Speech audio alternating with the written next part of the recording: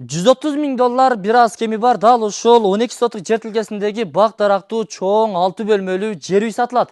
Амансыздар бардактуу тез кабардын көрүүчүлөрү, кутмандуу күнүңүздөр менен. Бүгүнкү чыгарылышыбызда биз сиздерге дал ушул үйдүн шашылыш түрдө сатыла тургандыгын маалымдайбыз. Анда кунт коюп кулак төшөп угуп туруңуздар. Обзорду мен анда кыскачасын айтып баяндап берейин. Бул негизи бак дарактуу сарайлары бар, сөрү тапчандары, банясы, өзүнчө кышында кыштай турган, жазында жаздай турган временкасы бар, ремонттору сонун чекчейип, сонун жасалган. Маңдайымда дагы 7 метрге 5 метр болгон бир бөлмөлүү временка, бул жагында сөрү тапчан, навес, отун каналары бар. 3 очок бар, айтор, бүт бардыгы дайын достор. Жүзүмдү бер карап коюңуздарчы достор. Жүзүм эми тим эле мол болуптур. Сатасыздар, акчаны кырасыздар. Бул жагында болсо бак дарактар бар, алма, өрүк, жүзүм, кокон гилас, кара гилас, айтор, бүт бардыгы бар агайын туугандар. Кимдир бирөө кызыгып жаткан болсо, анда $130.000 бир аз кеми бар. Сүйлөшүү жолдору каралат, андыктан чамдаңыздар. Даректерин айтайын. Бул түштүк региону боюнча Оштун четиндеги Кара Суу базарыны бардыңыздар билсеңиздер керек. Ошол базардан бери күнчыгышты карай келе жаткандар да Курбан Кара деген айыл бар. Курбан Кара айылынын тынчтык конушундабыз. Тынчтык конушуна кантип келесиздер? Базар тараптан келе жаткан болсоңуздар, Курбан Кара айылынын чыга бериш жеринде. Эгерде сиздер От Саадык тараптан келе жаткан болсоңуздар, анда Курбан Кара айылынын кире бериш жеринде неме бар?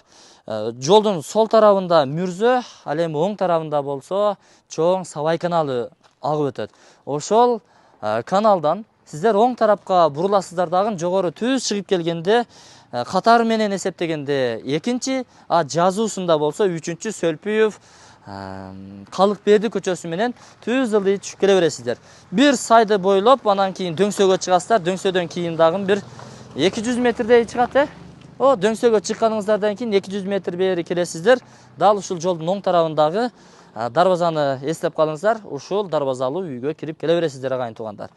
Жүрүңүздөр эми. Бир катар тааныштырып өтөлү. Документтери так экен. Сиздерге насип кылган болсун. Оң тараптан баштай берели.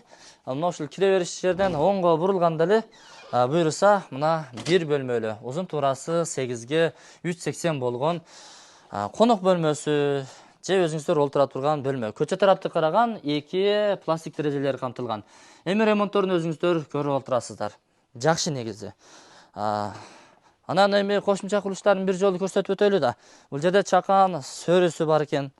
Тапчаны, бул банясы. Эми азыр көрсөтөлү, бирок ичи караңгыраак, бирок кадимкидей баня достор. Парканасы, жуунучу бөлмөсү, кийим алмаштыруучу жайы бар. Аны сырттан ушул жерден отту күпүлдөтүп жага бересиздер. Бул 12 тонна дедиби же 14 тонна дедиби, айтор ушул 10 тоннадан ашык суу кампасы бар. Бул жакта болсо кара гилас, кокон гиластарды көрүп олтурасыздар. Шекер алма деп коет мына, бак алма. Алмалары бар экен. Жакшы, сонун. Эми жүрүңүздөр. Чоң үйдү көрсөтөлү. Андан кийин дагы сөзүбүздү улантабыз. Бул подвал экен, бир бөлмөлүү. Бул үй негизи илгери салынган, мурунураак салынган, бирок болгондо дагы өтө бышык сапаттуу российский карагай жыгачтары колдонулуптур. Андан кийин сынч үйүм, тынч үйүм дегендей сынч үй болуптур бул. Баягы жыгачтан карказдары тургузулуп, ортолукка жанагындай сементтей кылып, саман аралаштырып, сокмо дубал, пакса дубал турат го, ошондой үй экен. Бул жагы узундан кеткен сөрү тапчаны. Бул жагында дагы өзүнчө сөрү тапчаны бар экен. Азыр эми муну ол бар, ичкери кире албайбыз. Бул дагы кудум ушундай узундан кеткен сөрү тапчаны бар. Ушул эшик аркылуу кирип барат экенсиздер. Андан кийин киргенде оң тараптан баштай берели. Ушул жерден эле көрсөтөлү. Бул жагы чакан конок келсе олтура турган бир бөлмө. Узун туурасы 4,5 4 экен. Эмеректери сүйлөшөсүздөр ээси менен, балким калат же балким кетет. Эми бул жагында күлүшүн азыр таппай калдык. Ачылбайт мына достор. Мына. Ачылбайт. Бул 6га 4 болгон чоң зал конок бөлмөсү экен. Коноктор болсо ушул жерден тосуп узата бересиздер. Андан кийинки бул бөлмөсү 5,5га 4 размериндеги чоң бир универсал комната, кыргыз комнатасы. 2 бөлмөнү тең жылыта турган кыш печкеси бул жерде ортолукта орун алган. Күпүлдөдү, ботту ушул жерден жагасыздар кышында.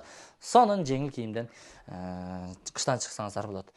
Андан кийинки бул жагы ошол кудум эле баягы эле комнатадай 5,5 4 размериндеги дагы бир бөлмө. Ата энелер уктоочу бөлмө. 2 терезеси камтылган, жыгач терезелер. Бул көчө тарапты карап турат. Анан темир решеткалары менен камтылган. Коопсуздук үчүн атайын. Эч кандай ууру кирбейт. Дубалдары калың жана жылуу болот кышында. Ылай, самандуу ылай менен пакса менен сынч үй болуптур да. Сынч үйүм, тынч үйүм деп илгеркилер бекеринен айтпаса керек. Туугандар, эми биз бул жагын көрүп коюңуздар. Мен ушул жерден айтып өтөйүн. Кааласаңыздар 2ге бөлүп алсаңыздар болот. Мына ушул чоң үйү бар тарапты ала турган болсоңуздар, анда ушу кыйла арзандап алсаңыздар болот. Курук жер тарабыны, бак тарабыны кошо сатпайт экен. Алсаңыздар жалпылап аласыздар. $130,000. Анан үй тарабын жок, жарым эле алам дей турган болсоңуздар, анда ушул үй тарабын сиздерге сатат. Бул сөрү тапчандагын сонун алып кетсе керек. Андан нары отункана навестери бар, склады бар экен. 7ге 5 болгон временкасы бар. Бул жакта болсо жүзүмдөр турат. Бий алмалары бар экен. Үй чочок буюрса жакшылыктарыңыздарга кызмат кылат. Тандыры бар, суу кампасы бар, илгерки. Андан нары түз бара турган болсоңуздар, бул жагы ажатканасы, анан сарайлары бар. Ошол эми толук маалыматтарды сиздерге айтып өттүк. 3-чү көчө, 4-чү көчө нар жакта буюрса мечит, мектеп бүт бардыгы бар. Бул урук завод бар. Ошого жакын жайгашкан. Курбанкара айылындагы урук заводко жакын жерден жер үй сатылат десе баардыгы эле билет достор. Андыктан чамдаңыздар, сиздерге насип кылган болсун. Документтер так сразу сиздерге өткөрүлүп берилет. Андыктан чамдаңыздар. Анан эми Оштон жер үйлөр болсо, жакшы сунушуңуздарды берсеңиздер, алмаштыруу жолдору дагы каралган. Андыктан чамдаңыздар, сиздерге насип кылган болсун.